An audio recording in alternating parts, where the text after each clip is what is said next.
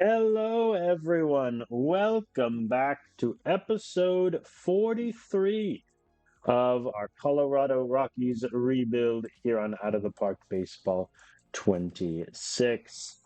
In case you missed last episode, do yourself a favor. Control T, go to my channel and watch the previous video. It is quite possibly the greatest World Series in the history of baseball. It goes 7 games, multiple extra inning games, multiple walk-offs in the same series. A tremendous spectacle of baseball. I think if it were to happen in real life, it would go down as one of the great World Series of all time. And I'm not just saying that because we won, though that does certainly help, to be fair.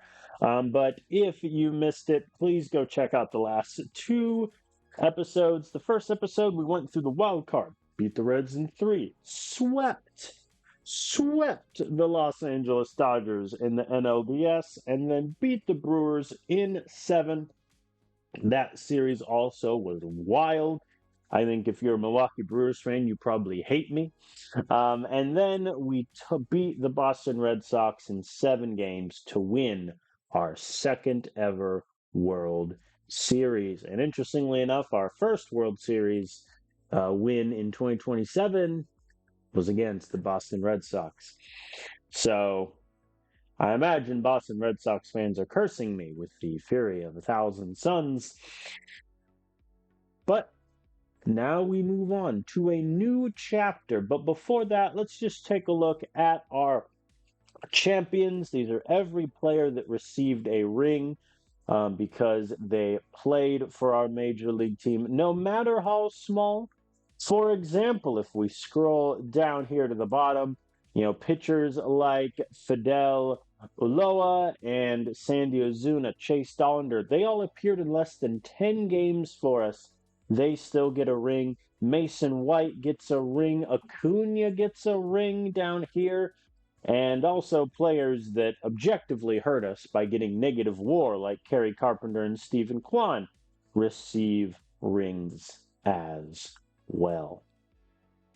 I would like to highlight a few players from last season, though, before we move on. First, I think it has to be Alex Bregman, who had his best year with us. We signed him to a 6-year contract after the 2025 season, with a team option after year 4, a player option after year 5.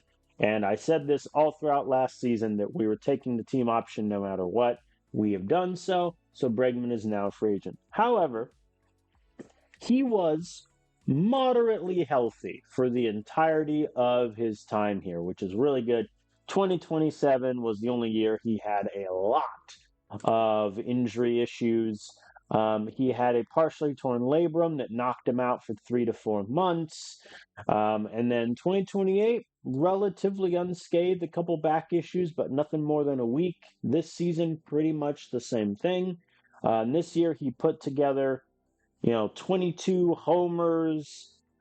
Ks were down. He at one point in the season, he was leading the league in average with 322. That unfortunately dipped off in August and September, but he still finished with a 490 slugging, 850 OPS, and worth 4.3 WAR. He was tremendous last season. However, it is time we move on and look at other options at third base. Had it just been one more year on the contract, I would have been more inclined to keep him, but I didn't want to run the risk that we pay him $18 million next season. He takes the player option, we have to pay him, I think it was 15 or 16 more after that. So Alex Bregman is gone. We wish him well. The second offensive player I want to spotlight is Charlie Condon, who has been probably the most consistent bat we have had of our young group. He's been essentially our starting first baseman for 3 years now. He's hit 33 home runs in the past 2 seasons, triple-digit RBIs, and most importantly, Ks are down. Ks are down. Just saying. He had 48 more plate appearances, one less strikeout. Ks are down.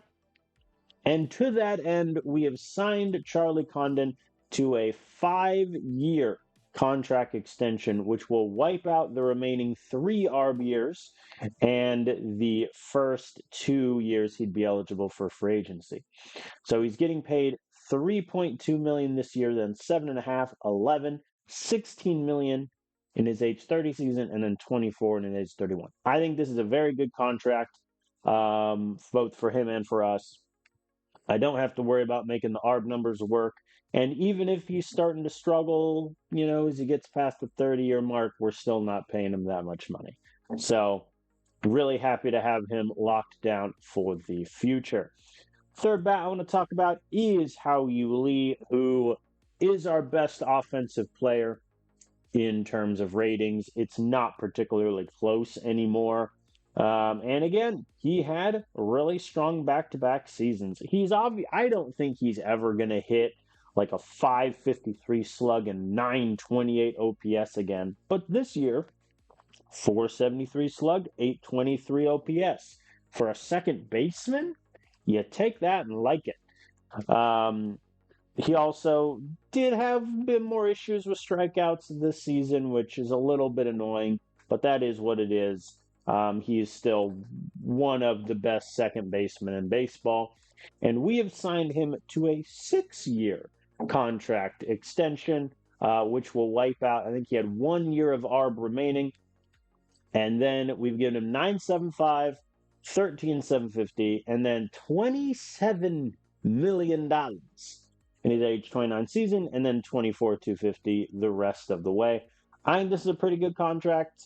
Similarly to Condon, even if he starts struggling like toward the end, it's still decent money. I think one thing we are going to have to consider is in terms of his fielding, he is not a great defensive second baseman. He's good for, between 5 to 10 errors a year.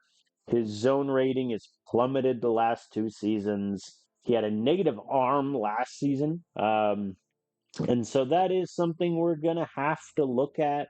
Where could he be like our full-time DH, for essentially the rest of the save? That is something we are going to have to figure out. So both Hao-Yu Lee and Charlie Condon locked down for the foreseeable future.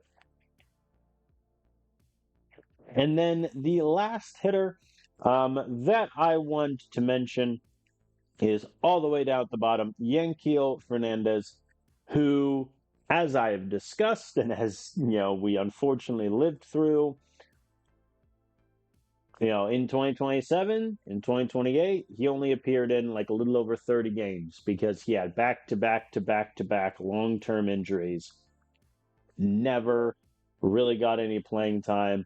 This past season, he got almost 100 games, and I would say was average. Like, the power is clearly there. That's good. Strikeouts were a little high compared to where they were in the majors in the past. He had a 325 on base, which, you can kind of live with. 433 slug, 758 OPS. You can do a lot worse. Also, if you look at that and say, that doesn't seem like it translates to negative WAR. The reason he has negative WAR is defensively, he's just not great. He had 6 errors in right field, which is not nothing. Negative 10 zone rating, a range of 1.5, and only a barely positive arm of 0.5. So I think next year is going to be a big prove-it year for Yanquiel. And we see, if he is our right fielder of the future, it's kind of do or die for him. Moving over to the pitchers, I think it starts and ends with Luis De Leon. This is a guy that, as I again lament, he lost the majority of the 2028 season due to injury. He came back and he lost 15 stamina.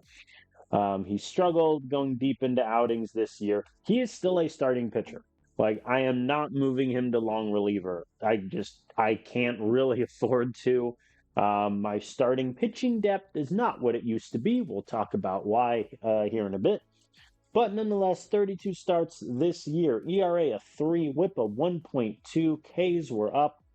BABIP was also up, but it's fine. And he finished with a 4.6 WAR to his name, which is about the same WAR he would have if he pitched a full season in 2028.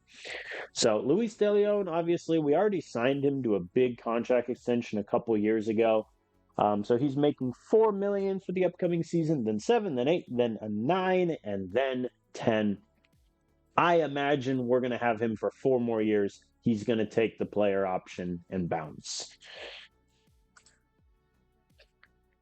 Shifting gears a little bit to the closer, Andres Munoz. I've made the decision to execute the team option, so he is going to be our closer again for next season. He's going to make 17.5 million, and I think he was worth it.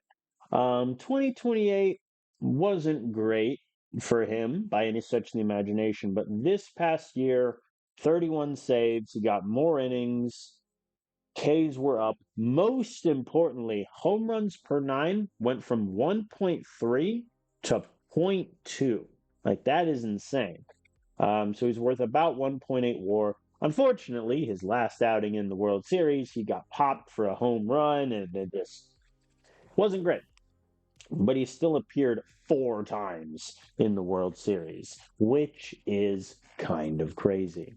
So he is going to be our closer for next season, which creates a kind of interesting scenario for someone like Gage Wood, who was worth a negative WAR this season, mainly because his start was so terrible. But after that, he locked in.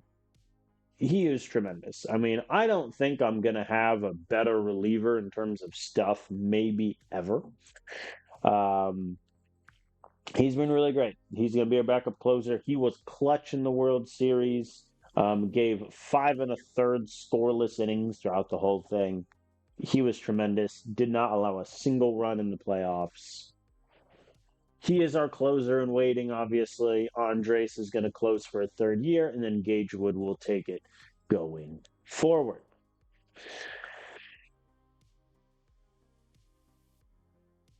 Last pitcher I want to shout out is Mr. Angel Zerpa, who similarly had injury issues, didn't get started really until July this year, and overall did fantastic. ERA of 1.85, sub 1 whip, like 246 BABIP. Excuse me. He was great. He did get hit around a little bit in the playoffs. The Brewers hit him for 2. The Red Sox hit him for 2 also. But I think he is still a lefty crusher, which is really good for us. We did pick up his team option, so he's making $3 million this upcoming season, which I think is perfectly worth it for his services. I think the key now is just making sure he is healthy, because that elbow issue is not nothing. But we won the World Series. Good times in Milwaukee. This is our second World Series win in 3 years, obviously, when we won it in 2027.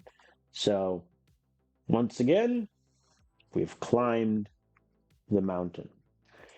But then, let's talk money for a moment. The first email that I received once the offseason started was that our owner, Charlie Monfort, had reduced our budget after a World Series win. We went from $200 million last year to 190. We have lost $10 million in overall budget. That is despite the fact that the final balance from 2028 to 2029 increased by $4.5 million. I'm just going to let that linger for a moment. What that does mean at the moment, our budget is tied for 26th, and our player payroll is at 26 also. Again, that is before any, free agency signings are really made. Our fan loyalty has increased to pathetic. The fact that it took 2 World Series titles and 3 World Series berths to get to pathetic is a little sad with how this game deals with fan loyalty and ratings and such, but I'll leave that to one side. Now, let me talk about the players that I let walk, either through arbitration or not executing the team options. So at the moment, we have lost 8.1 WAR, which is a very big number. Alex Bregman obviously is the big one. He was worth 4.3 WAR last season. I also let Gabriel Hughes walk in free agency. My reason for doing this was fairly simple. I was worried, and I still am worried, that the best Gabriel Hughes was able to give us was last season. His WAR had been decreasing year after year after year. I think last season was probably his best since that 2026 when he split time between us and AAA. However, he was probably our worst starting pitcher in the playoffs, if I had to say so. He struggled against the Dodgers, struggled against the Brewers and the Red Sox. Didn't do great. I think similarly to Luis De Leon, he had a big problem going deep into games and just overall was looking a bit shaky. In terms of his development, I mean, he had not had a positive development since October of 2026. That's not nothing. And so I think this was a good opportunity to, first of all, open up a spot in the rotation for Sandy Ozuna, who is deserving of the spot, and sort of move on in a different direction. That said, I have no qualms about this. Gabriel Hughes is likely going to be a solid pitcher next year. Just a little worried about the potential drop off. Will Warren, I also let go. This is in no surprise to anyone that watched the end of last season. Um, he was not on my first playoff roster. And then I put him in for the Dodgers, and the Dodgers crushed him, and I saw enough. It wasn't a good trade, I think, the hindsight being 2020. We got 11 starts out of him. His ERA was a 5.25, 1.3 WHIP. He got the Ks, but my God, did he give up a lot of runs. BABIP wasn't good either, so we let Will Warren walk into free agency. He does have 3 World Series rings, 2025, 2026, and 2029. So he's at a, pretty nice little save there. Now, let us talk the third name that is on the players lost list, because I have made a trade as free agency opened and I kind of saw the players that were available. I have traded both Matt Chachik and CJ Kafis to the Red Sox. Now, Matt Chachik is fairly obvious why. He has spent essentially the past 3 years the save, bouncing up and down between AAA and the major leagues. And it's been pretty inconsistent. Obviously, 2028, he was phenomenal. But last year, he was really bad. He was worth negative WAR, 308 BABIP. He gave up 2.2 home runs per 9. And he was in our playoff roster for both the NLDS and the NLCS, and he got destroyed. He gave up 3 runs to the Dodgers, only got 1 out. 2 to the Brewers, only got 1 out. 4 to the Brewers, only got 2 outs. Gave up 3 to the Brewers, only got 1 out. At that point, he was done. I dropped him from the playoff roster, and that was that. I think the fact that he only has 2 pitches finally caught up to him. And so we decided to let Matt Chachik. I shopped him around a little bit, and to be frank, no one was really interested. He's not really a highly rated reliever. He is essentially the throw-in this deal to get it across the line. Now let's talk about why I traded CJ Kafis. Because CJ Kafis last season had an OPS of 1100, a slugging of 600, and an on-base percentage of 493.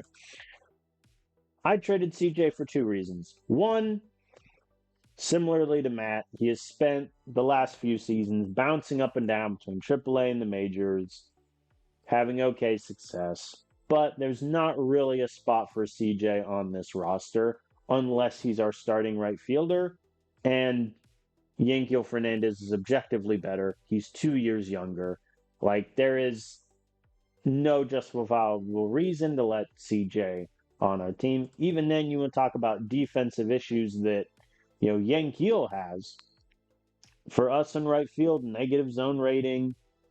He had one error. His arm rated out as a 0. Goose egg. And so I think trade him to the Red Sox. Spoiler alert, they let Wilyer Bray walk in free agency. So they have an opening in their outfield. Hopefully CJ can take it. We'll see. I have traded them for a 5-man prospect package. Let's get the throw-ins out of the way. Kareem Ayubi, who, if you compare him to the aforementioned CJ Kefus, is essentially the same player, but better against lefties, and he's 3 years younger. This essentially made the deal worth it in and of itself. Kareem is also a bit quicker. Defensively, if you compare the men, he has slightly better range and error. So I like Kareem. Right now, obviously, he is just going to be in AAA. And then one of the outfielders that if we need a body, I can call him up, no issue. So him for CJ Kefis is essentially a 1-to-1. We have also acquired Yohandre Gonzalez, who I am moving to the bullpen. Even though he has 50 stamina, his control and movement kind of scare me. He had very good success, I think, in single A, but then high A kind of hit him a bit. So we're going to have him in high A again, and hopefully he can do well since he is going to be 24. I'd like to see him rise through the minors a bit quicker. Shane Hanshaw is a starter, I think. He's got 60 stamina. He is not that developed yet, but he could become very solid. He's also going to be in high A. I like him. He could become really good. And if not, he'll crush, the lower minor leagues at least. And then we traded for left fielder Vladimir Asensio, I should say, who is your classic backup outfielder. I can put him in any spot and be fine. He's got decent speed. He doesn't strike out a ton. And, he gets on base consistently. Like, this is your classic backup outfielder. Very good organizational depth. I don't know why the AI for the Red Sox had him in high A for so long, but they did. He's going to be in AAA for us and could potentially be on the opening day roster if some other things don't go our way. And finally, the main get in this trade is Freli Encarnacion, who is an infield prospect for the Red Sox, who, it must be said, did not excel in AAA. He had a negative WAR, struck out decently to where that avoid K is probably even lower, but he is a clubhouse leader. He has a 60 arm, which means even though his rating at third base is a 45, he's going to be okay. And he could have 65 power. That'll play. There's not really a path for him this year unless somebody gets injured and we don't get a free agency signing that I'm currently offering. But there is a path to playing time for him. I need him to hit his potential soon in order for that to happen, because he is going to be 25 head next season. So that was the prospect haul. I think those 5 players for Chachik and Kefis works. At the moment, this is kind of what my lineup looks like. It is very similar to the lineup from last season. We just won the World Series. Why would I change a lot? Dominguez leading off, Nolan Shanuel batting second at DH, Hao Yuli third, Condon batting fourth. I'm moving up Hunter Goodman to five, Tovar's moving up to six, and I'm dropping Cole Carrick to seven. If Cole Carrick doesn't hit the baseball next year, I am going to trade him um, because he just kind of fell off a cliff last year. He struck out 160 times, home runs were down. I need him to do better. And at the moment, Yankiel Fernandez is slotted in at right field and batting ninth. I do not have a third baseman at the moment. My realistic in-house option is we give third base to Tucker Toman for a few months and just see how he does. He got 28 starts for us in the middle of the season, didn't do particularly well. All the offensive numbers weren't great. He did walk 9 times, which ain't nothing. But he was worth negative WAR. Defensively for us, we kind of split him between first and third. He was solid at first, negative zone rating at third, and his range was poor. So that is something to keep in mind. Right now, Tucker Tobin is our best third baseman. Like, full stop, end of sentence, which is kind of terrifying. That's also why I would like Friel Encarnacion to hit out sooner rather than later. But that's our lineup is currently constructed. It's more or less set. Now let's discuss pitching. Pitching is where things, I think the bullpen were set with one potential exception. Munoz to close, Gagewood, Gastelum, who for a Rule 5 draft pick crushed it last season. And then right now, Victor Vodnik is our third setup man. I am on the record for saying I should not have offered him the extension as early as I did. He's making $9.6 million over the next 3 years, and he just had his worst ever season. Whatever, it's fine. Vodnik's our third setup man, and then Wellington Herrera, who, despite getting hit a little bit in the World Series, unfortunately, was tremendous last season. 2.64 ERA, 1.17. Shout out the Master Chief Whip, 12 Ks per nine. Beautiful. Love it. More of that, less everything else. For Herrera, Zerpa obviously is sticking around mainly as a lefty specialist. I imagine his innings are going to be way down from where they were in the past 3 seasons prior. But we'll see. Griffin Jacks, I decided to keep Griffin Jacks for one more year. I offered him a 5-year contract extension. He said yes. I'm mainly encouraged by the fact that he didn't lose any ratings last season, to I think we might be okay to try to get it one more year out of him. But again, he did great last year. WAR was the highest it's been the entire save. And if he starts to struggle, we'll be okay, I think, with the other relievers around him. And now becomes the question mark. Jose Fleury sucked last year. I have no way around it. He got 17 as his ratings as a starter, 17 starts. He went 1 win, 9 losses, 6.44 ERA. He gave up 93 hits in 79 innings, 57 on runs. It wasn't good. As a reliever, he was not much better. 50 innings, 27 games, so essentially 2 innings per appearance, 5.33 ERA. I think hits were down, but he still had a problem with earned runs. Overall, was pretty shaky, I think. And then the playoffs happened. And our boy made 8 appearances, 13 innings, 11 hits. The hits were still there, but only 3 earned runs, only gave up 1 homer, 5 walks, and 12 Ks, including a very nice World Series outings where he pitched 6 innings, only gave up 2 earned runs. Overall, did really good. At the moment, he's penciled in as long reliever. That may change depending on some things with free agency.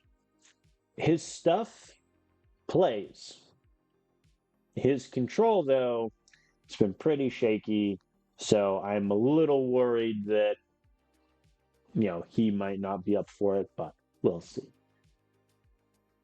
At the moment, in terms of the rotation, obviously Luis De Leon, Chase Burns, and Herrera are still here. I am giving the fourth spot to Sandy Ozuna. I think it's time. I currently have him working on something in the development lab, but his stuff is going to play. His control is solid. He got 8 starts last year and did okay, I would say. There's no real point in me sending him back to AAA. So Sandy is going to be our fourth starter. The fifth spot is wide open. If we want an in-house option, Luigi Casilla, who, as discussed, has no control whatsoever, but by God, he's got a hell of a slider. He's got great stuff, bad control. He essentially pitched a season and a half in AAA to moderate success. We may just have to see what he's got. So, in other words, I would say our immediate needs, we need a fifth starter. I would like one more bullpen arm, whether to compete with Jose for long relief or just to fill out the middle relief group. And we need a third baseman. I think everything else is kind of set offensively. We have a backup catcher. John Gazdar, I think, is good enough to be a backup infielder, but we can also look for other options. Joe Lamp as a backup outfielder, I think, is solid. But again, we could always upgrade. Now, this is the worst free agent class I have ever seen, which I feel like I said last year. There is only 2 players with a rating of 70 or higher, one of whom is from Japan, Hukasai Furukawa, who I have low scouting accuracy on. The OSA has him rated as a 60. So odds are he's not even a 70, but he's going to make some team really, really happy with their catching ability. And then, Edwin Diaz at 70, Garrett Crochet, Brian Abreu at 60, and then a handful of 55s, and it falls off very quickly, especially in the hitting department, where outside of Furukawa, who, as we already discussed, his overall is likely lower, there are 3 free agents rated at 55, about 12 at 50, and then end of list. So it's a very bad offseason to need a third baseman. Alex Bregman is available. We're obviously not doing that.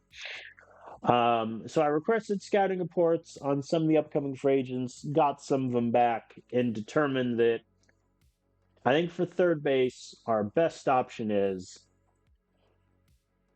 have a guy hit from internally, see what he's got, or may introduce you to Geraldo Perdomo, who has spent the entirety of the save starting for the Diamondbacks predominantly at shortstop and doing pretty well for himself. 20 errors is a bit much, but his range has been solid.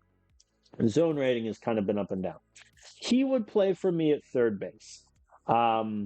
Let's get the obvious out of the way. This is not a flashy signing whatsoever. The man only wants $1.8 million despite being a 5-year starter in the save.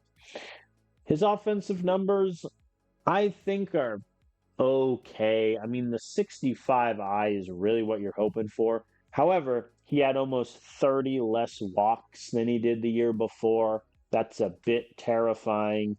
Home runs were up, though. He hit 8.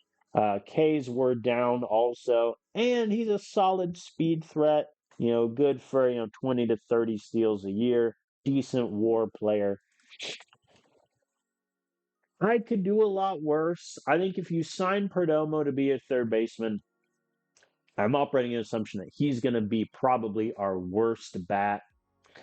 And if our worst bat is great defensively, speed threat, can get on base consistently with his walks, I'm okay with that. But there is the argument that at that point I should just play Tucker Toman. If you do compare the men, I think Toman has a bit more power to his game, but Perdomo beats him out, especially against lefties and on the base pads. So that's kind of where I'm at. I think third base, we're probably going to end up going cheap, see if we can get Perdomo in the building, and go from there. Now let's talk relievers. So I'm looking at Dylan Lee, who is a 35-year-old pitcher who, after finishing with the Braves, went to the Angels, and then this past season was with the Red Sox, where he faced us 3 times in the World Series, did okay, and then we shelled him for 2, and he was solely responsible for their loss in game. I think that'd be game 2. I like Dylan Lee. I think he had a very great season with the Red Sox last year. His control is the selling point. A 65 ain't nothing. It would be among the best of my relievers, but let's just set that aside. His stuff is also okay, and if you look at how his development has gone, he hasn't lost any stuff or control since May of last year. So I think I can live with the fact that he might kind of veer off toward the end of the year, but he's been really good in this save. The whip has never been an issue. Ks are down, unfortunately, but so are walks. So there is something maybe to be said there. He is also a lefty, which helps because I got Herrera and Zerpa as my only lefties in the bullpen. So getting a third would be nice. He's also a guy that I'm paying 1 point, I think I offered him what, 2 million? No, I offered him 1.9. So if he says yes and he sucks in spring training, I can just cut him and so be it. The third major league contract I've divvied out is to James Triantos, who has a fascinating profile. First of all, he has 80 avoid Ks, which I think bears out. He made 110 game appearances last year for the Angels, only struck out 45 times. He doesn't have a lot of power. He only hit 5 homers last season, but the on-base ability is there. The Angels just, I think, decided not to offer him arbitration.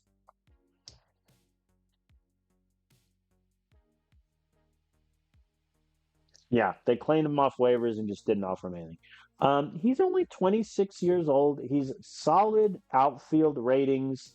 Infield gets a little shakier. He's only got a 45 range and 45 double play. So I think he is a outfielder.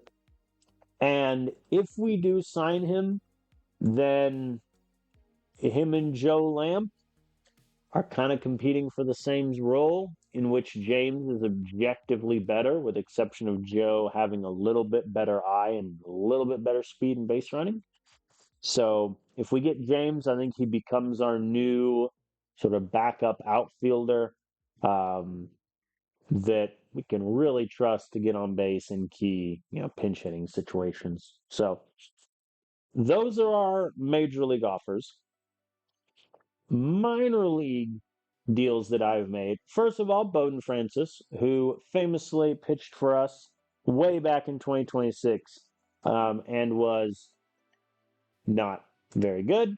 I traded him away, or no, I believe I just let him walk. Yeah, I let him walk. And since then, he's bounced up and down the Giants with the Giants and done not great. I'm essentially adding him as organizational depth in AAA. Shane Rademacher is a very interesting pitching prospect.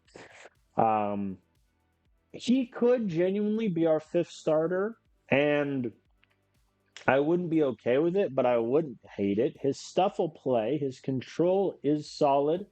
I'm a little bit worried about his whip in the draft league, but also in the draft league, he got 11.6 Ks per 9. Overall, looked very good. There could be an argument to letting him be our fifth starter out the gate over Luigi Casilla. If you are wondering how the men compare to one another, Casilla, better movement, better home run, better BABIP, but Shane has much better control, better stuff at the moment, whereas Luigi potentially will have better stuff. So Shane could be a good, few months stopgap at that position. I've also offered a minor league contract with a major league option to Luis Marquez, who, first of all, has a broken bone in his elbow, but we're going to set that aside. Um, and I view him as a potential replacement to John Gazdar. Gazdar does have better avoid K, a better eye, and he's much better against lefties. But, Luis is 3 years younger. His power could legitimately be there. Like, he's hit 32 homers in back-to-back AAA seasons. Defensively, I can put him anywhere in the infield and be fine with it. Not the quickest guy in the world. We'll see. Obviously, since the contract has that major league option, if Gazdar is struggling or if there's an injury, I can call him up quickly. But also, if he walks, we're kind of okay too. I have then dipped my toes in the international free agent market. Torikatsu Taguchi is not very good. I'm mainly interested in him to see because if his avoid K, if his contact potential's out, he could be a potentially good double A, triple A bat from Japan, only 25 years old. He's, let's be frank, the least exciting of the free agent options. Tianzhou, on the other hand, is a fun one. Again, these guys I only have average scouting rating on, so they could likely be worse. But let's accept the fact that defensively he's not great. Okay, let's put that aside. He could have 65 contact, 65 avoid K, 50 power. Like, there we are. My plan with Zhou is, depending on what happens at DH, if we re-sign Nolan Shanuel, if we don't, if Yankiel Fernandez struggles, Zhou could be the option in right field. Again, scouting report pending. And then finally, Jorge Sandoval, who I am signing solely because the man has a 65 power and 25 avoid K. He is 35 years old. I care not.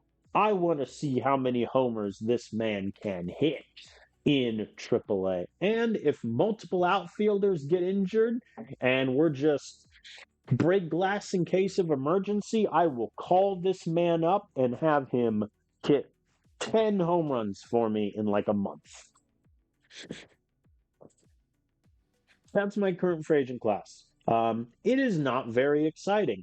It is also very cheap. That is on purpose.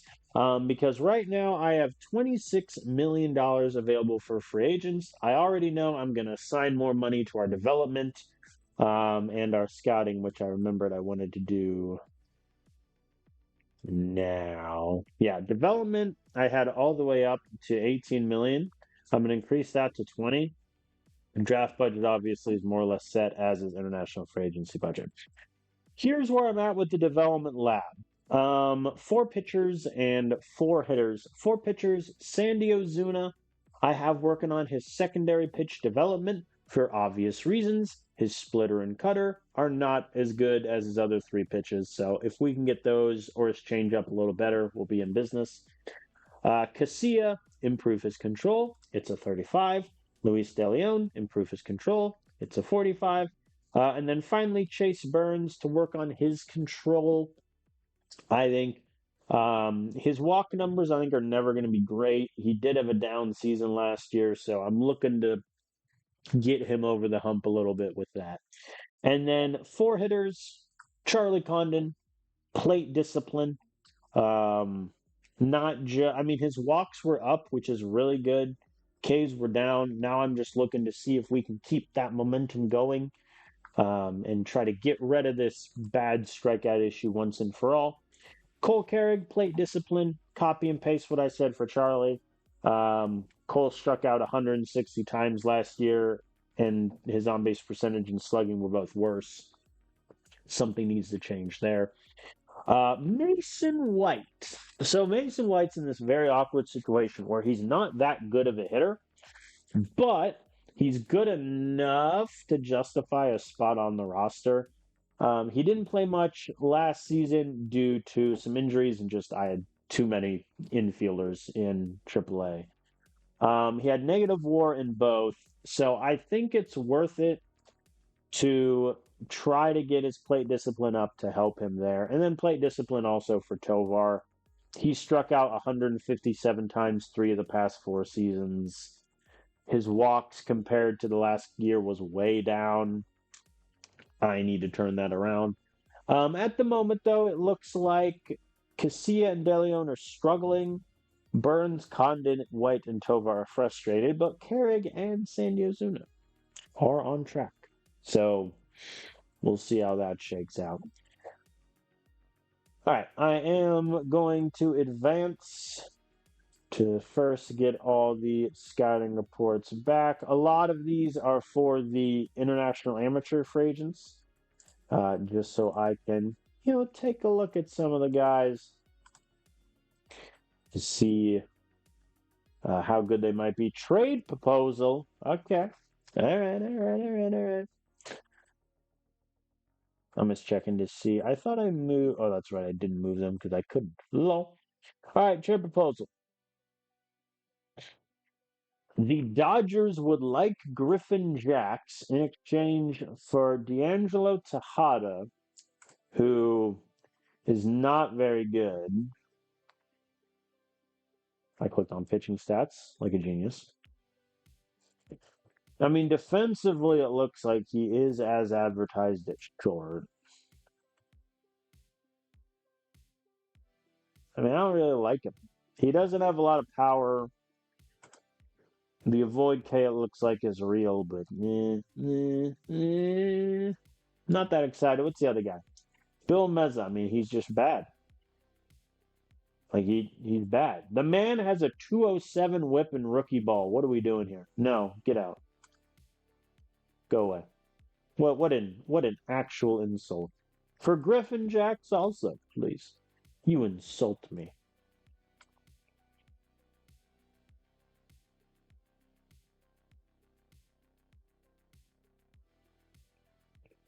Dang, how far down were my free agent guys on the list? Oh, they're literally next up. Wonderful. Can I just get all 5 in one report, please? Mo. I'm paying you over $1 million. You better just give me all of them. Nah, dang, he only gave me 2. All right, Luis Salazar. Goodness gracious. Can I get another scouting report on him, please?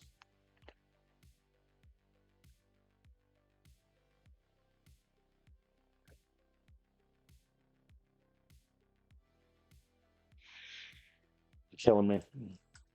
All right. All right, Bowden Francis is leaning towards my offer, which is good. All right. James Triantos. We have a very high rating on him. Yeah, he's so much better than Joe Lampman. Like, come on. It's not close. Because the thing Joe is going to have on everyone is his speed, his stealing, his base running. I think defensively, they're pretty similar. I would rather have James's fit. Yeah, I think if we get James Triantos, he's going to be our swing utility outfielder. All right, Hall of Fame voting begins. Let me save really quick.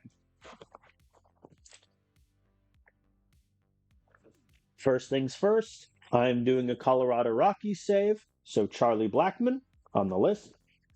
Are there any players that have gotten close? David Price is at 57%. Joey Votto's at 54.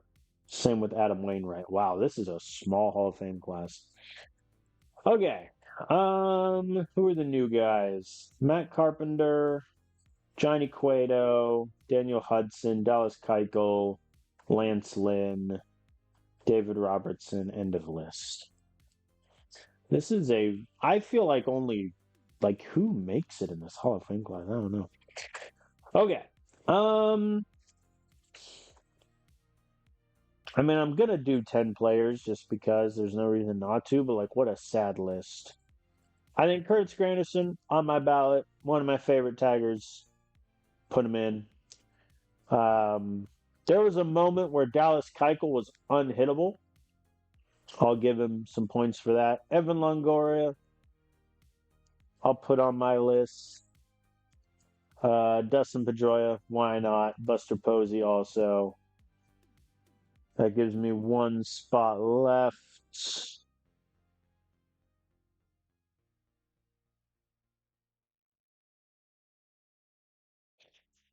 I'll put Jimmy Rollins on my ballot.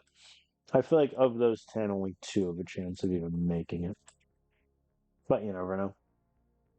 Also, I did try trading for Kumar Rocker from the Pirates, who didn't have a tremendous year last year, but I think the stuff will play.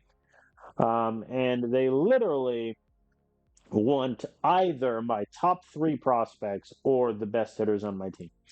So that was not happening. Perdomo is leaning toward my offer. Taguchi is leaning toward my offer. Sweet. So, of my pending offers, favors. Yeah, James Trantos is the one that I'd really much want to get now.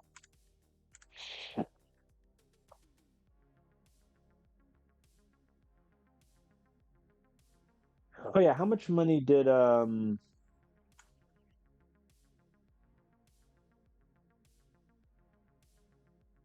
Luis Salazar want? 3 million? I mean, that might be worth 3 million. If we're being honest with ourselves. Ooh, a personal message. Tianzhou wants a major league offer.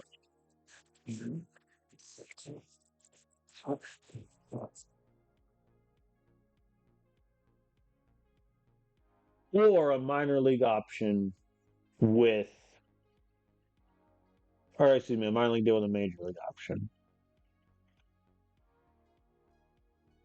I'd really, well, Nolan Shanuel is meeting the guru.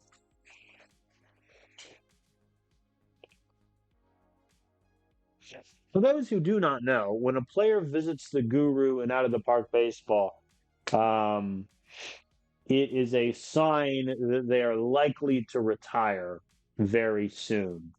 Um, which for us would obviously suck. We would lose our DH, as well as a player who's only going to be 28 when next season starts and is hitting the cover off the baseball. So, yeah, that's a problem. When is my scouting report ready for Tianzhou? 1 to 2 weeks, so literally any day now. I'm gonna wait for that to come back before I offer Tien the new contract. Chicago, which Chicago? Cubs. Okay, so not the good ones in the save. All right, so the Cubs offered him a little bit more. Do we think Perdomo is worth 2 million? I think so. Because I mean, the question really becomes: do I want Tucker Tillman to be my everyday third baseman? And I don't think the answer to that is yes. So I'm gonna offer him the 2 million, and we'll see what he says after that.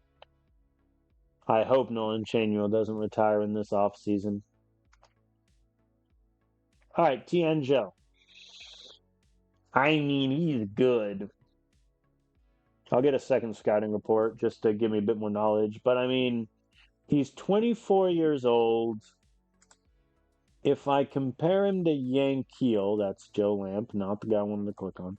If I compare him to Yankiel, I think right now Yankiel is better, but potentially Joe, hits him out of the park. The problem, though, if Joe wants a major league deal, is I do not have a spot for him on my roster right now. Because if James takes out Joe, I can't really. I mean, I can afford to have two backup outfielders. It would just mean one of Gazdar or Tillman won't be on the roster, which could be okay. I've seen enough. Um,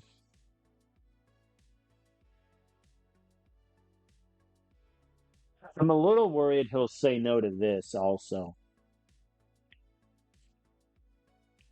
I'm a little worried he'll say no. I'll offer him a major league contract. My argument is he accepts it. I can just add him to the 40 man and send him to AAA. Whereas if I offer him a minor league contract with major league option, he could just say no and immediately sign somewhere else. I think that's my fear. Hi, all right. Taguchi signed. Um, I'm gonna be honest. I think I'll start him in AA and see how he plays. That does make my AA outfield pretty bloated. Do I just cut Gavin Turley? Part of me thinks that's just where I'm at. Anderson Tovar, I'll cut. How many outfielders do I have in AAA right now? 5. Jacob Friend, I think I could also get rid of. I'll think on it. Triple Cubbies. Ooh, they want Yankiel. Okay, and they're offering me not one, not two, but 3 bullpen guys. First, Nate Taylor.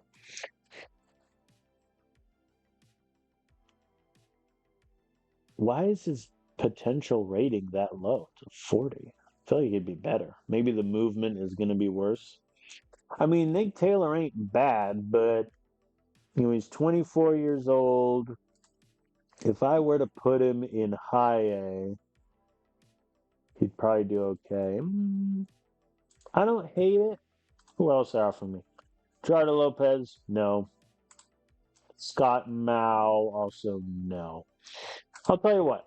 If you want Yankiel, because I looked at the Cubs roster extensively when I looked at trading for one of their third basemen, give me Matt Shaw. No, dang. Yeah, and their top, if I remember correctly, their top prospects are all kids. Yeah. Um, Ozzy Manzo, I wouldn't hate acquiring. What say you? They will do that. But do I want Manzo? I mean, he can't play defense, which is a problem. No. I'm going to decline this deal. Hold on to Yankiel. I mean, especially if I lose Nolan Shanuel, all bets are off. Oh, God, 19 things just popped up. Okay, Dylan Lee favors my offer. Perdomo is waiting to hear other options. James. That's what you wanted. He's getting much better offers from other clubs now. He wants 1 year, 3. I'll tell you what, buddy. I'll give you 1 year, 3.5. Talk to me after that.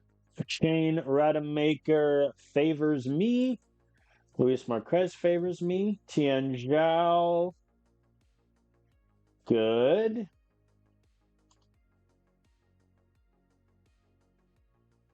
Jorge Sandoval wants a major league deal. I mean, that's not worth it. Although, hear me out. If we lose Nolan, Do I sign Jorge Sandoval to be my DH of doom? I think that is something to genuinely keep in mind. But no, I think for now we're just done. All right, winter meetings have begun. Lottery results: the Braves and the oh god, the top teams in the lottery got screwed. I don't really think I want to trade anyone. Does anyone want Vodnik? Just while I'm on the topic of him. Oh god, teams actually do. Okay, hold on. Hold on. Hold on. Because this could be an opportunity to free up a bullpen spot and get us out of a contract that might backfire. But still, on paper, Vodnik's ratings are really good. Let me review Vodnik's numbers. So, April, May, he was good. June, bad. July, he got shelled. August, bad. But then September, he locked in. And he was not great in the postseason. Looks like there's a couple 50 potential prospects. Kevin Elliott is your classic contact outfielder. Very, very good, though. No power, and the eye is poor. Trevor Wallace is a lot more well-rounded and really good speed. I need the catcher. Everett Johnson, infield prospect. I guess the AI just really wants me to do trades with the team I just beat in the World Series. That was also crazy that I did trade with the team I beat in the World Series. Johnny Severino from the Dodgers. No. I like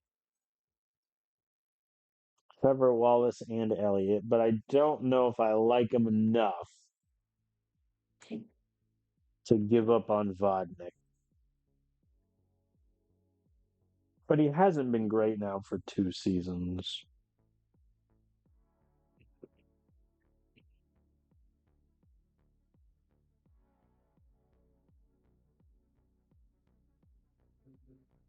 I'm very annoyed that the Red Sox AI kept Kevin Elliott in single A for so long.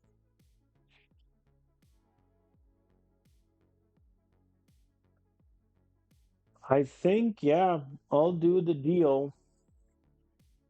Can I get both Kevin Elliott and Johnson?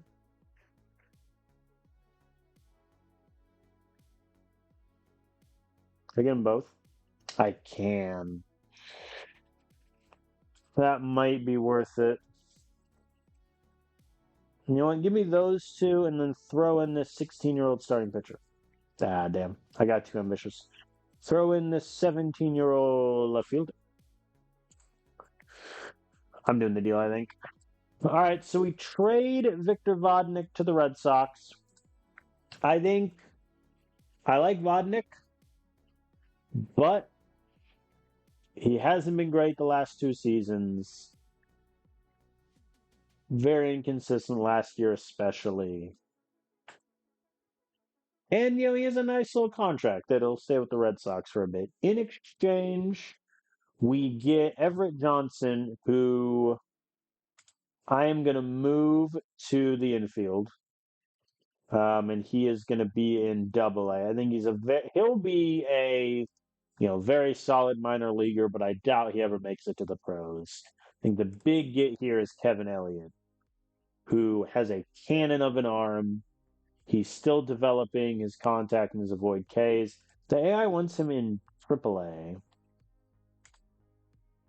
Here's what I'm going to do. I'm going to put him in high A so that he crushes it. Then I'll move him up really quickly. I'm also going to add him to my prospect shortlist. So I think that's a good deal. Maybe we look back on it and regret it if our bullpen struggles, but we'll see. Brandon Fant is willing to revisit talks. Oh, how the turntables. So, off stream, I offered a contract to Brandon Fant or I tried to offer him, and he didn't like anything I was offering. But I guess now that teams aren't going to sign him, we could get him. And I really like Brandon.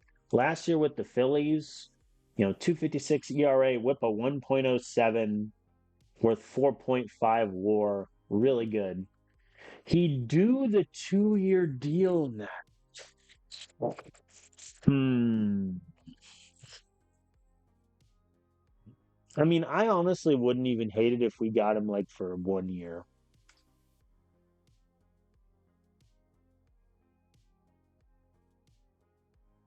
Let's try this. I'm gonna do something I don't do a lot and kind of backload it. 24, 26, keep the buyout. He wants more buyout. Wait, did he just decrease the buyout? No, he increased it from 2.5 to 2.6. What does that solve, Brendan? You know what, just for that, you're losing 1 million off the back end.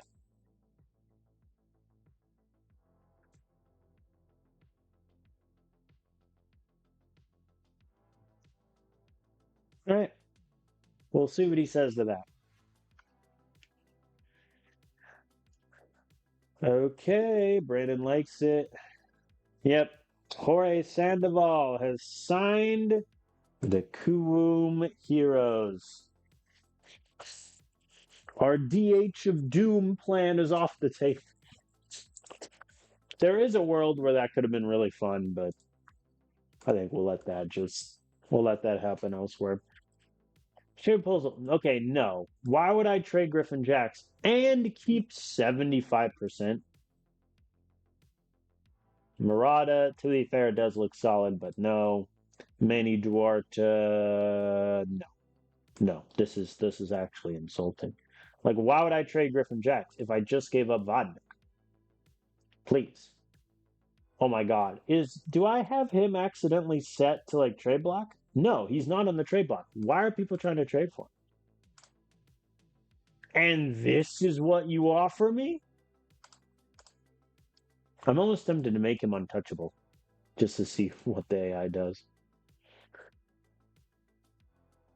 Nolan Shane returns from India looking confused.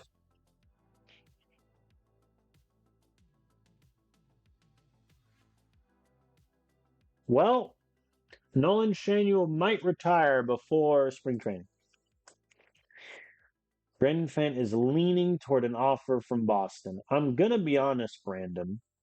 You're kind of annoying me. We also can't afford this deal that he wants.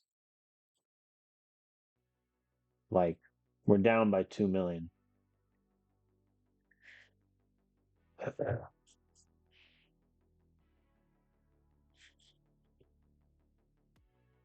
I mean, what I could do is essentially withdraw from Perdomo. And I like Perdomo. Contract demand is what? How much am I offering him? 2? Oh boy. For the moment, I'll just let it marinate. Oh my God, quit offering me for Griffin Jacks. This pitcher's bad. This catcher could honestly be good. No, get out of here.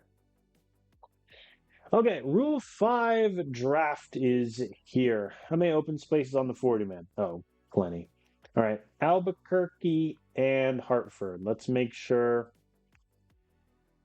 none of our top guys are going to be available. Albuquerque. No, that's fine. Oh, I'm looking at only pitchers. Hold on.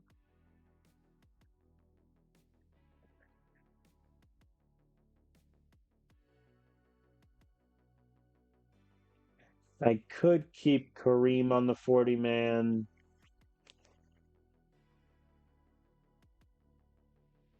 Ooh, AJ Russell. Put him on the 40 man. Yeah. Because AJ Russell, honestly, We move him up to Colorado. He could be in contention for that long relief spot. Everyone else, if we lose, we're okay. Hartford. Yeah, this is like the whole damn team. I mean, no one has that high potential. Carlos Mier, but I mean, he's also sucked. Nah, I'll put him on the 40 man just to be safe, and I have room. Anyone else? Garte, no. Smithwick, ooh.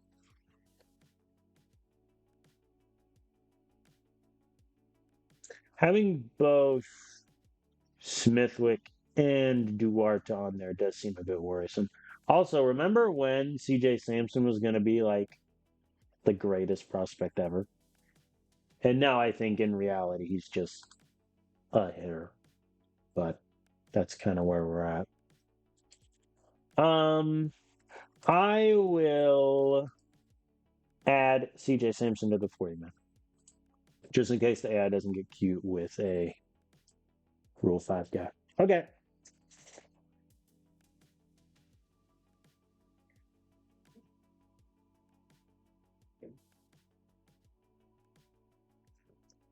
All right, let's do the Rule 5 draft. I think realistically, what we're looking for is if there's a batter that we like to be a backup infielder, say, or if there is, a crazy high potential bullpen option.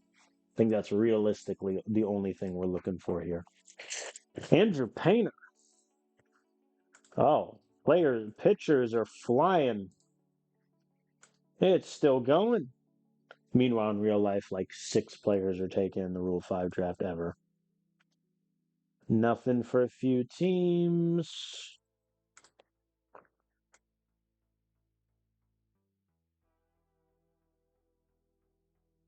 I'm only going to do pick by pick until I get to my selection.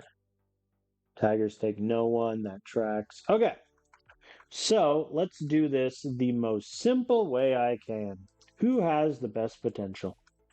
There are some 50s. Travis Castell.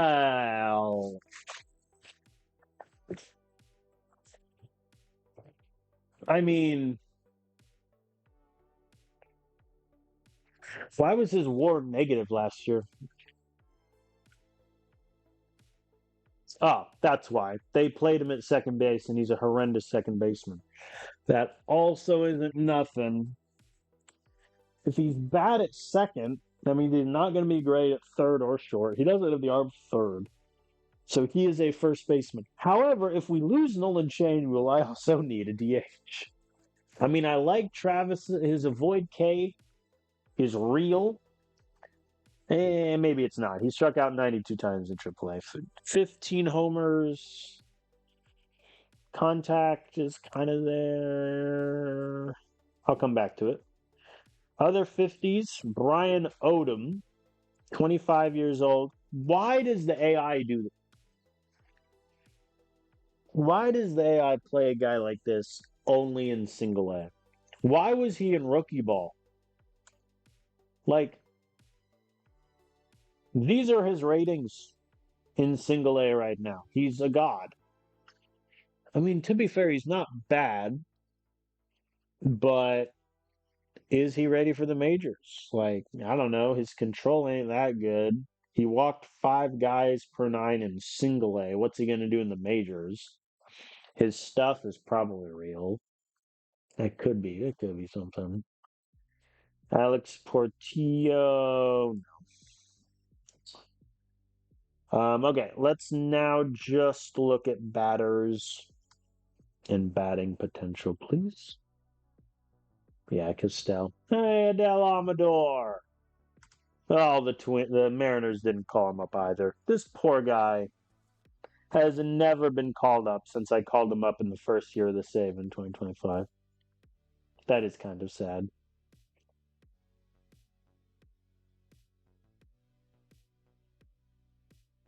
No.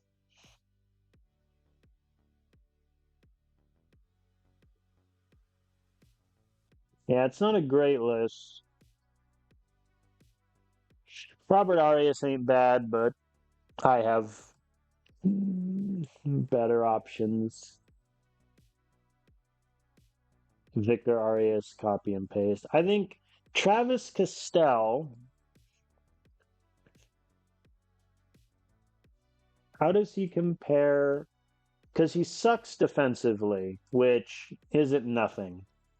I think Gazdar is a better eye against him, but that's about it. Let me find Perdomo really quick.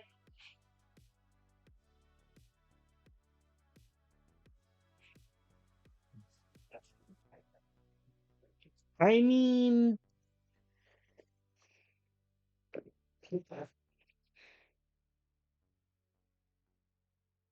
Travis Castell might not be a bad option.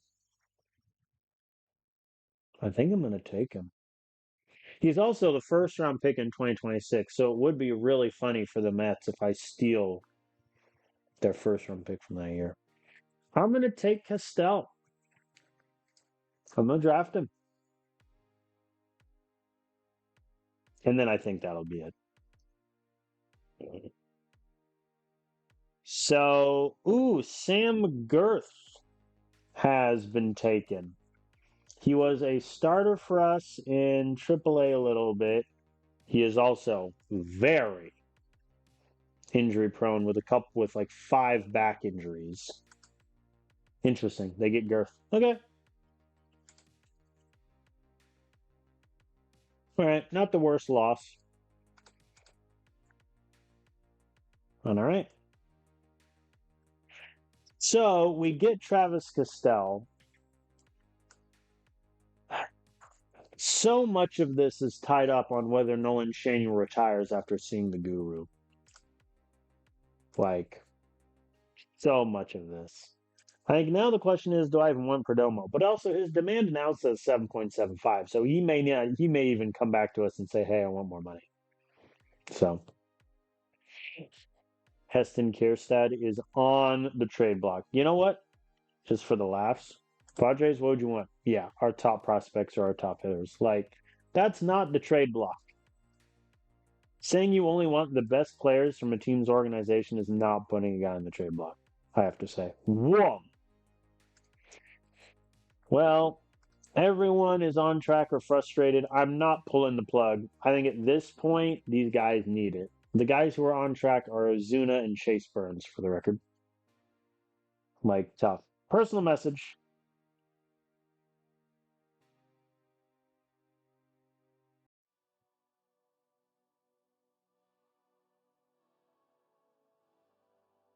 Okay, I guess it didn't give me the report on Tovar until today. He can stay with it. All right, fresh report on Tien Show. Did that change anything from my previous report? No. Oh, yes, his eye got worse. I mean, I think it's worth it. We've offered 1 million for 1.2. His demand has increased, so he might come back to us and be like, "Hey, I want more money." Actually, who knows? Hi, all right. We have signed Dylan Lee to the active roster. He is essentially the Victor Vodnik replacement, and he gets me another lefty arm as well, which I think is really good. What are the other emails? Bowden Francis has signed. Nice. So he's just going to be a AAA starter all the way through. No issues. Shane Rodemaker also signs. I think I'm going to start him in AAA and see what happens. I think it'll be really good. Also, actually, now I think about it, I don't want Bowden Francis to be locked because I don't want them to demote a prospect when they can just send him down to AA. All right, Luis Marquez has signed.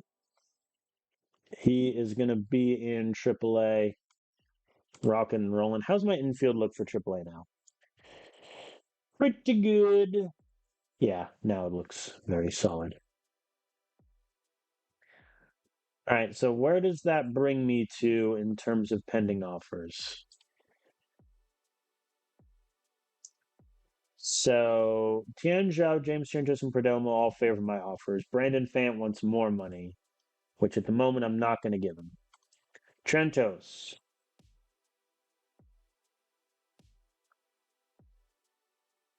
Trentos wants more money.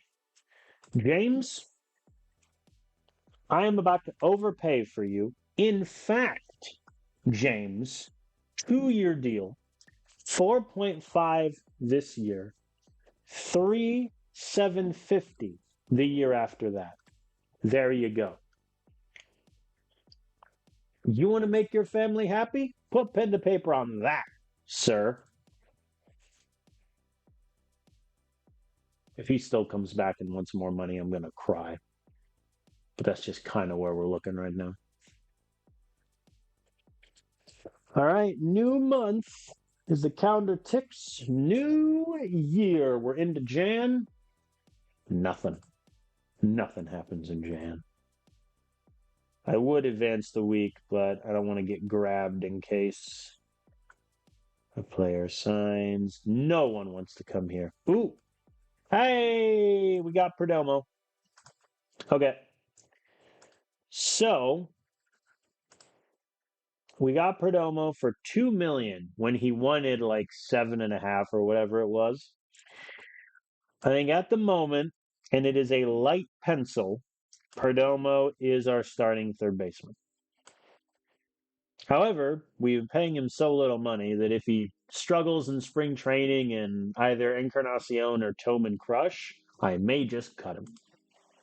That's just kind of where we're at. I think also the fact that I had to increase the offer from James Trantos means we are out on the Brandon Fant bidding war. Oh, he's back to his 5 years. Dude, you initially want a 5 year deal. We negotiate. You say no. You come back to me a month later and say a 2 year deal is fine. Now you want a 5 year deal again? Get out.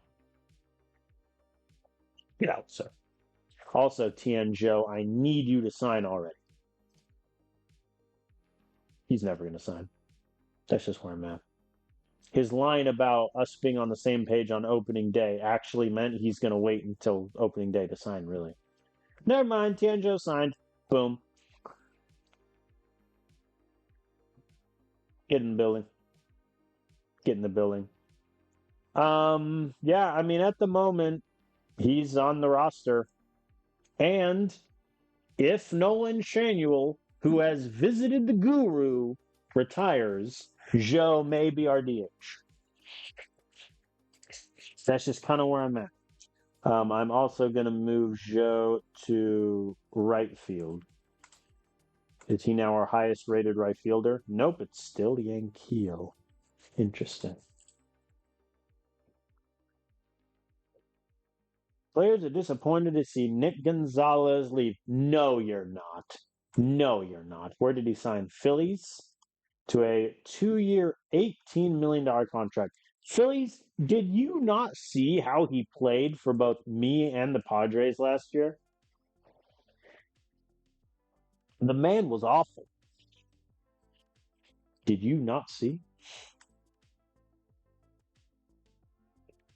Gentos. Okay, we have a leg up on the other teams trying to sign him.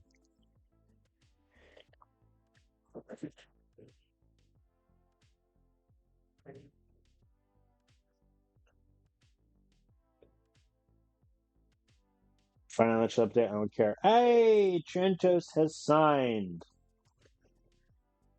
So, this also, I think, spells the end of Joe Lamp's time with us.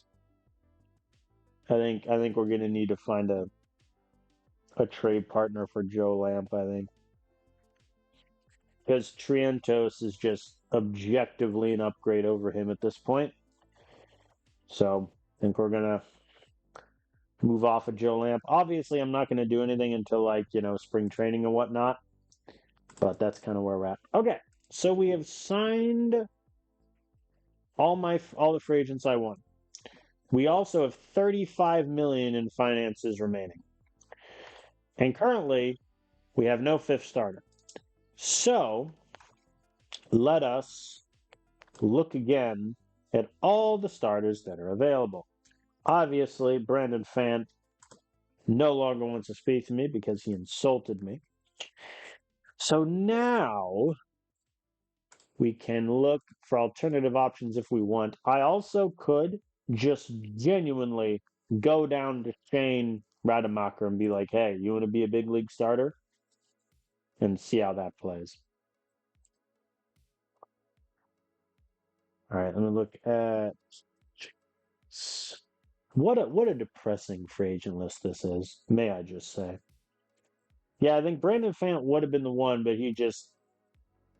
he's killing me with his negotiating. I think honestly, 1 year of Kyle Bradish wouldn't be the end of the world, but I know he wants more than 1 year. Yeah, he wants 5. Tell you what, dude, 1 year, 25 million. Yeah or nay? No. And then his counteroffer was I actually want 29 million a year. I'm just lying to you, which fair. Hunter Brown is available. That could be kind of fun, though. It looks like the AI used him as a long reliever last season. To be fair, I mean, his stuff is good.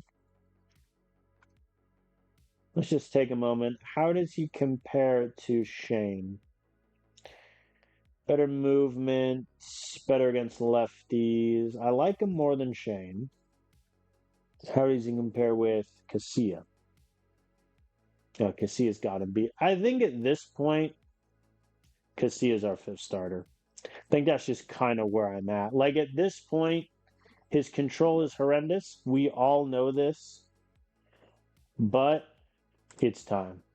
Like that's just kind of where we're at. So I think we're kind of done with trade and stuff. Kyle Bradish immediately signed with the Braves for a 5-year, $115 million contract. Good for you, Kyle. Good for you, buddy.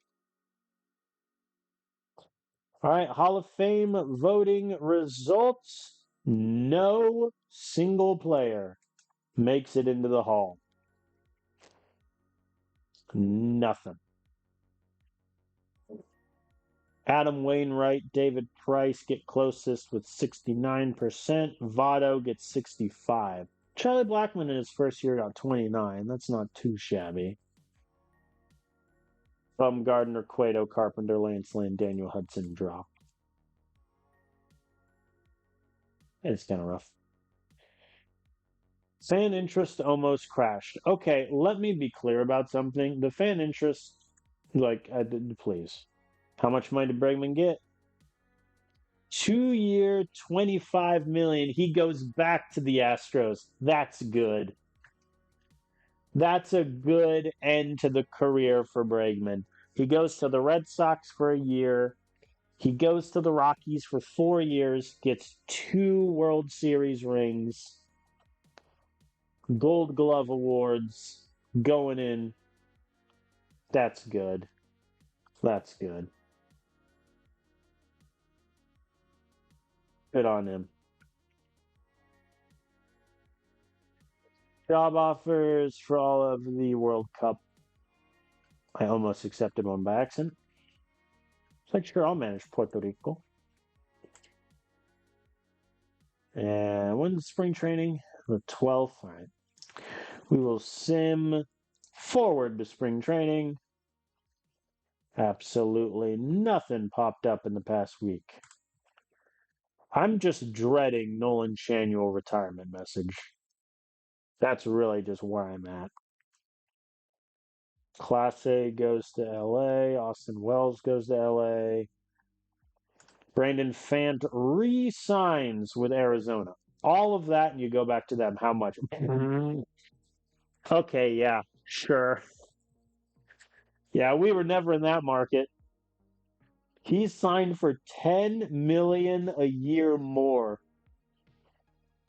Wow. I mean, good for you, dude. Brandon really pirouetted one good season into a 5-year, $182 million deal. Good for you. His agent needs a raise. Wellington Herrera, stuff gets better, velo increases. Luis Castellum, his stamina goes up, but more importantly, his velo increases. Gazdar gets worse. Yeah, I think Gazdar is done at the major league level, which is kind of sad. Because I mean, there was a moment in the early to mid part of last season where he had a like what 320 on base, getting consistent at bats, and just dropped. And it's also hard when we've had Howie Lee at second base for almost the entirety of the save. We've had Tovar at short for the entirety of the save. Like, we don't need anything else. Alec Baum signs with the Mets for a minor league contract with a major league option, 2.36 million attached. I debated signing Alex Baum originally. I think what turned me off it was just the fact that his power is essentially gone. And the avoid K is nice, but I think Perdomo gets us better help there. All right, spring training has begun. As always, I don't really care about numbers. All we want is no one to get injured. That is all we want. Nothing else matters. No one gets injured. I just want to make sure my bullpen is okay. It is. There's still some roster battles open. Like, to be frank, like long relief is not set. Um, oh yeah, Fidel is a torn UCL. Let me just do one of those. I forgot he's still recovering from that. Third base obviously is up for grabs. Like if Perdomo struggles, I'm just gonna cut him. Honestly, do I trade Joe Lamp right now? No, I'll wait. Just in case there's an injury, I'll hold on to him. And then, of course, we're just hoping that Nolan Shanuel does not retire after he visited the Guru. Is it there in his history that he visited the Guru? No. Okay, cool. All right, we're just gonna sim through spring training, and hope no one gets injured. Like realistically, that's all you can hope for with spring training. No one gets hurt. Everyone's okay. Good God. Let's go. This is why you never cancel development labs if it's struggling. Ozuna. Incredible training session working on his slider. I'm going to be honest, I really wanted him to work on his splitter and his cutter, but I'll take what I can get, I suppose. No improvement for Luigi, which is honestly really annoying because his control then is going to be stuck at 35. Luis De Leon, successful.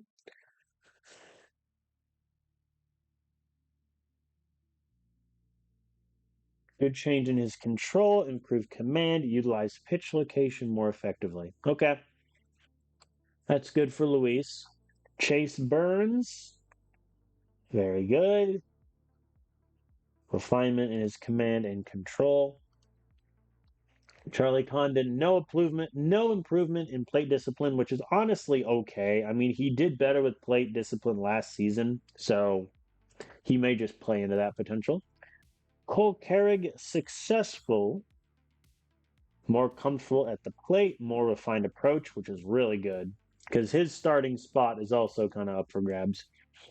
Hey, good on Mason White. Improved his plate discipline. Very, very good for him. Okay. Overall, that's a really good developmental outcome.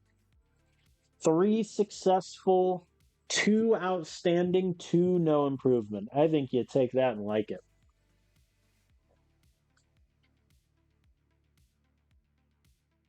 Oh, and then no improvement in Tovar. I like how all of Tovar's notifications on his development lab were a day late. It's a little annoying about Tovar because his walk numbers are what really worry me. 15 less walks last year in what 20 more plate appearances. So It's a little grim. No injuries so far, which we like.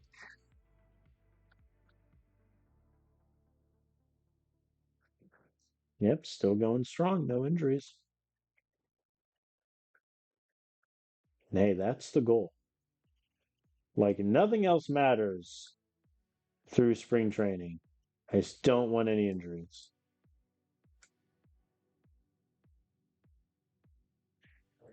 All right, we flip over to March. That also means new development update, I believe.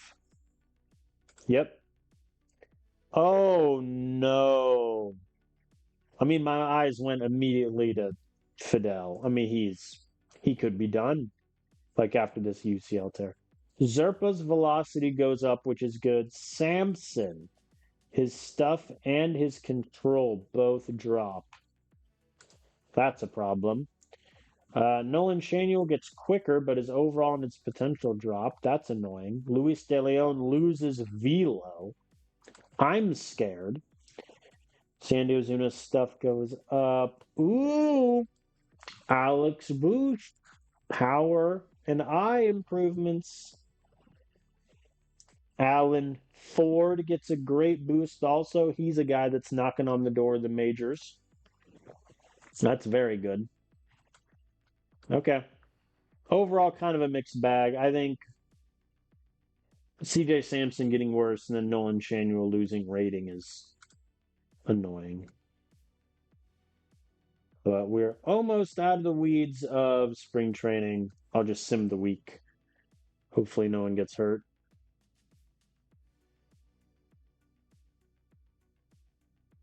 Tianzhou 4-day thumb contusion. I'm just gonna. I'll put him on the 10-day. His spring training will be over, but I don't want to risk any injury becoming worse, even if it is only like a 3-day injury. Like, let's not mess with it, shall we? 0 to 12. Good God, guys. Who? Dylan. Dylan. I'm a little worried. I'm gonna be honest. The man has given up, had multiple run days. It's not great. All right, he does well against the Padres there. All right, last spring training day. We win at 5-0. Any injuries? Nope. I believe that is the first year of this save that we've had no long-term injuries in spring training. Very good. Very good. MLB season predictions have been announced. Season expectation is reach the playoffs. Let's look at preseason predictions. The MLB believes we will win our division, go 92-70. Okay. They also believe that Hao Yu Lee will be a top hitter. I ain't gonna complain about that. All right, who is playing in the International League? Cubs up against the Dodgers in the International Series. Come on, Cubs, beat them. 1-1. Oh, right. Oh, I have to make my cuts now because Tianzhou needs to come back. Okay, this is going to be painful. This is going to be painful. I'll do pitching staff first because that'll be the easiest in reality. Okay. So, Carlos, AAA, stay there. CJ Sampson, I'm going to be honest, the fact that he didn't get good development is a little scary. So I'm going to send him to AA, where he will inevitably crush with his bat. But I think his pitching days might be over if he struggles again. Okay, now for my plethora of bullpen guys. First of all, it knocked some guys out of their spots, which is annoying. What do I want? Zerpa, middle relief, Gastelum, setup man. One, two, three. All right, so that's seven. So yeah, the question now is who is my middle reliever between Dollander, AJ Russell, and Jose Fleury? I think Jose Fleury gets it. Dollander, I believe, is out of option years. Two left. Good lord. This poor man. Dollander gets sent down. How did Russell do in spring training? He did very well. Yeah, Russell is definitely better than Dollander, but Jose's better than Russell. All right. Yeah, I think Jose is going to be our long reliever then, which was not plan A. But we'll see how he does. He is definitely on shaky ground. So that's my pitching staff.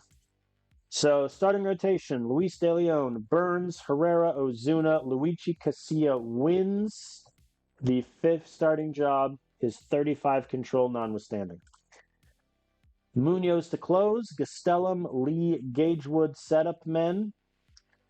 I think of these, without question, Dylan Lee is on the hot seat with his horrendous spring training performance.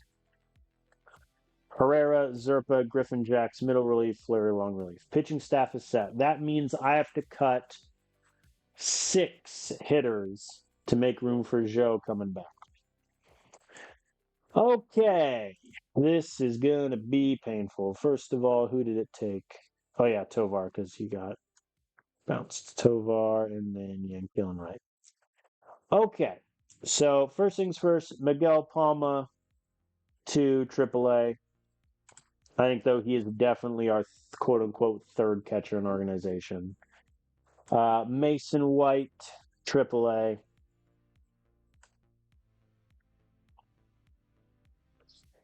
And that's kind of the end of my easy ones. For Ellie Encarnacion, obviously AAA. Like that was.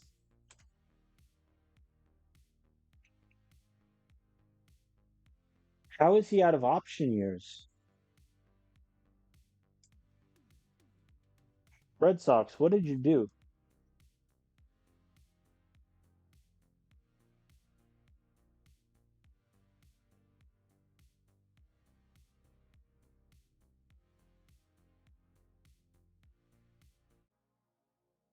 I don't know how. He was signed an international free agent. They added him to the 40 man, probably to protect him from the Rule 5 draft. Well, that's a problem. To be fair, beginning of the season, he might clear waivers. We're going to waive him.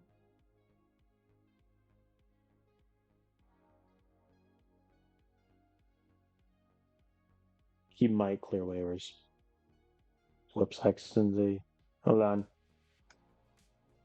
Hold on. There we go. Okay. So that brings me to 28. So John Gazdar, I think, is the other cut. He was our backup infielder last year. His role has been usurped this year by Rule 5 pickup Travis Castell. Do I think there's really a point in sending Gazdar to AAA? I don't think so. I'm going to waive and DPA him. So if someone picks him up on waivers, they get him, and if no one does, I'll try to find a trade partner for him. Joe Lamp, I think exact same conversation. It's a little unfair to him, but James Triantos is just objectively better. And I need the spots. Which is rough. Yeah, he went from being our starting center fielder in 2028 to now at the start of 2030 season. Yep. All right. Same idea. Wave and DPA him if no one picks him up. I might actually have him just stay in AAA. Now, I could always have Tian start in AAA. How many AAA outfielders do I have right now? 5. It's a bit much. Jacob Friend, I need someone to take you. Does anyone want him? Just prospect for prospect, straight up. Yes, I might just do it. Who are you? Kai Caranto. In all honesty, not a terrible profile. Done. Okay. What?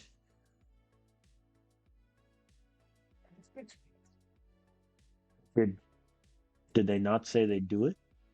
Oh, he's weighing the pros and cons. Well,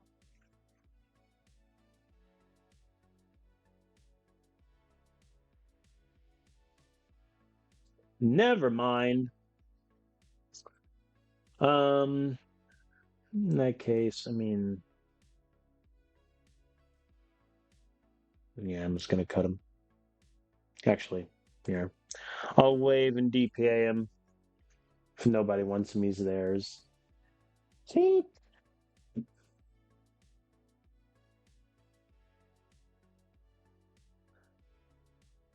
Yeah, it really becomes a question of is it worth it to keep Tillman on the active roster as a backup third baseman?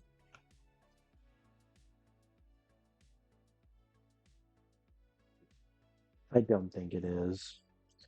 I think we're going to send him to AAA. Does that mean I just waive and DPA'd Jacob Friend for nothing? No. Okay, so lineup wise, this objectively makes our infield defense worse. So I think what we do, Castell back up first and second, How Yuli back up third, Perdomo back up short,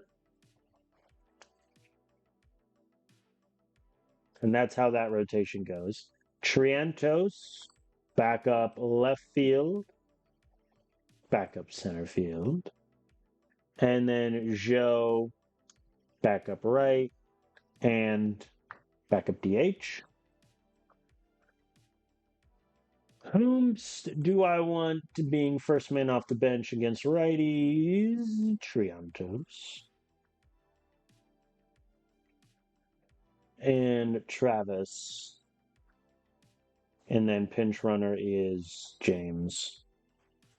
Clearly. All right. Against lefties, do I want to do any switches? Who am I missing? Ian Kill. Whoops.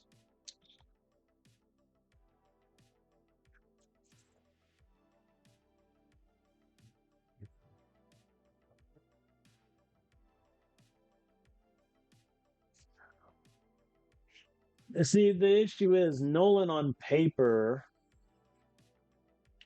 wasn't great. Ratings wise wasn't great, but last year against lefties did pretty well.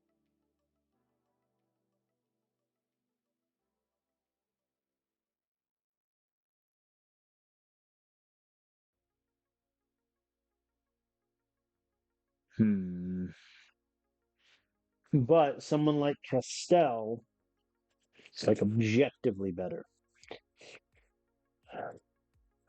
Yeah, I think we're gonna give Castell the bat. He's gonna DH against lefties, and then Nolan will be the backup first baseman. Castell backup second baseman. Yeah, I think that what this configuration does is makes our infield defense objectively worse. Like almost terrifyingly so. So if Perdomo struggles, things I might have to be quick on the trigger of getting him out of there.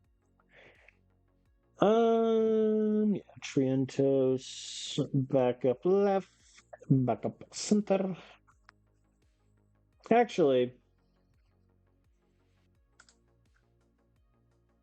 I lied. Trientos is going to get the bat in place of Cole Carrick. Yeah, Trentos, I mean, he gets me much better contact. The power is the same. I'll have to remind myself, how did he do last year against lefties? Carrig, yeah, he was okay. He was worth one war, but we'll see. And then Zhao. Zhao is rated as better than Yankiel. Yankiel! Same question. Eh. You know what? YOLO. Zhou against righties. Or against lefties, rather.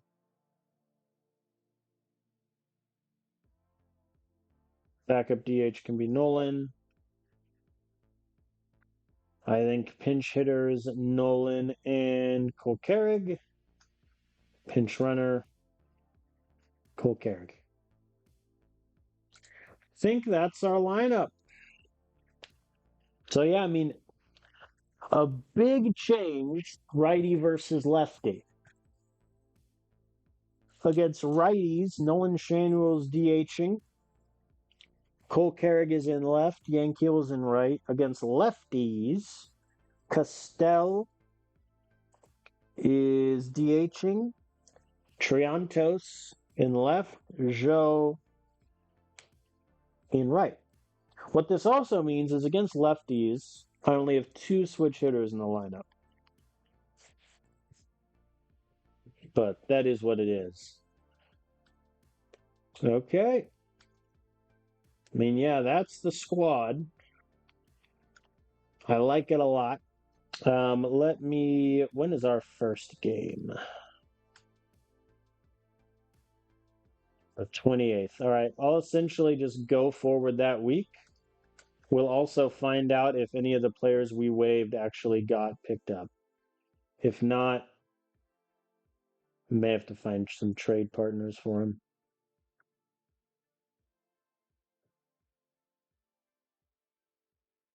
Nope. All right, so Gazdar, Encarnacion, Friend, and Lamp all cleared waivers. I think there is a benefit in keeping Lamp in AAA because we know he can do the job and be a serviceable backup infielder. Encarnacion, we assumed would clear waivers because he did with the Red Sox. We're going to send him to AAA. That does mean my AAA infield is pretty bloated. Andy Perez, I got bad news, buddy. I have horrendous news for you. I am sorry. Okay. Yep, that can all be set. Roynier Hernandez may also need to be moved. Jacob Friend, I'm just going to cut since no one picked him up on waivers. And then Gazdar, I am going to try to find a trade partner for. But seeing as no one picked him up on waivers, yeah, odds are no one's going to want him. But I don't really want to put him in AAA because he's going to take at bats away from some of these guys. Do I want Browning in AAA? I don't think I do. Now that I look at it more. Good Lord. I'm cutting some of these 25ers.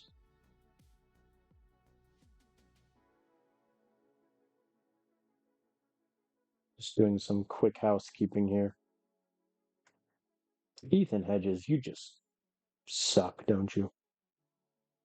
Go back to high A. He's about to be 26, for God's sakes. Alas. I like Gazdar, too.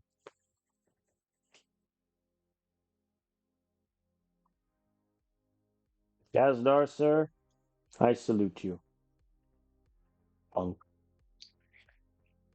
All right. Gazdar has been released. So that is our team going into the 2030 season. In terms of ratings, Hunter Goodman's 19th catcher, Condon 11th first baseman, Hao Yuli 9th second baseman, Perdomo 28th third, Tovar, fourth best shortstop. Triantos, 16th best left fielder. Jason Dominguez, fifth best center fielder. Yankio Fernandez, 20th best right fielder. Pitching, Luis De Leon, 21st best ace. Gage Wood, the best reliever in town. Munoz, 11th at closer. Team chemistry wise, Griffin, Jax, Travis Castell, and Perdomo are our leaders. That is that. I think I like our bullpen. I think Dylan Lee over Vodnik is an upgrade. And if we're lucky, Jose Fleury can't possibly have a worse season than he did last year. So I think the big question mark will be, can Sandy Ozuna build on his good last season and do well for us? And then can Luigi Casilla be the back-end starter we hope he can be? For our lineup, by God, we have so many more questions. Can Nolan Shanuel keep, his hot hitting streak going after he visited the Guru? Can Cole Carrig have a bounce back year, keep that left field spot down? Is Perdomo going to be a serviceable third baseman for this season? Then we have Rule 5 draft pick Travis Castell knocking on the board. Tian Zhou, the Taipei hitting legend, evidently. He's going to get some reps also in right field if Yankio Fernandez can't lock it down. This year is going to be crazy. And yet, we just won the World Series. I love that we won the World Series. My team just looks like this. It's fine. Everything is fine. More or less.